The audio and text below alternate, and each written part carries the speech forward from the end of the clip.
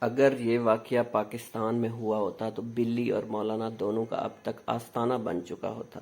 لاکھوں مرید صبح و شام شرک و کفر میں ایسے ایسے بدعات کر رہے ہوتے کہ دماغ چکرا جاتا۔ ملک کے بڑے بڑے سرمایہ کار اس کے مرید بن جاتے۔ Prado, Land Cruiser, BMW، protocol کی ایک قطار ہوتی۔ لنگر کھانے شروع ہو جاتے، ان کے آستانے پہ آنے والوں کا ایک سمندر شروع ہو جاتا۔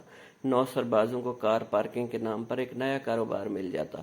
آستانے کے باہر دکانیں بن جاتی جہاں مولانا صاحب کے پیروں کی خاک ان کے چپل، کنگھیان، کپڑے ٹانگے جاتے، نیاز بیچے جاتے، دنیا جہاں کے بیماروں کو چارپائی پہ لایا جاتا، لوگوں کی آنکھوں سے زنجیریں، پیٹ سے لوہے نکالے جاتے، کرتب دکھائے جاتے، حتیٰ کہ شرک و بدعت باقاعدہ سرکاری آشرواد کے نیچے جاری و ساری رہتا۔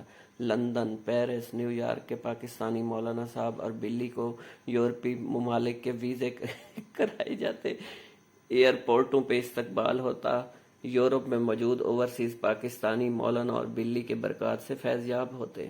مولانا اور بلی جہاں تشریف رکھتے پھولوں کے سمندر میں گردنوں تک ڈوبے رہتے، ایک ایک بوسے کے 5000 ملتے، دھمال ہوتے، پھر سیاسی پارٹیاں ان کو ختم نبوت کے نام پہ استعمال کرتے، مولانا اور بلی کے فتوے جاری ہوتے، فلاں گستاخ ہے، بلی کے حکم نامے آتے، فرانس روس کی ایمبیسی بند کرو۔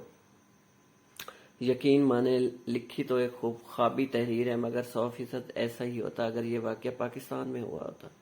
بجائے کہ اس عمل سے بطور مسلمان ہم کچھ سیکھتے، اپنے رب کے زیادہ نزدیک ہوتے، قرآن اور نماز کی عظمت کو سمجھتے اور ایک با عمل با کردار مسلمان بنتے، ہم جہالت میں ڈوب جاتے۔ آئیں قرآن و سنت کو اپنا لبادہ بنائیں اور اللہ کے ساتھ کسی کو شریک نہ کریں۔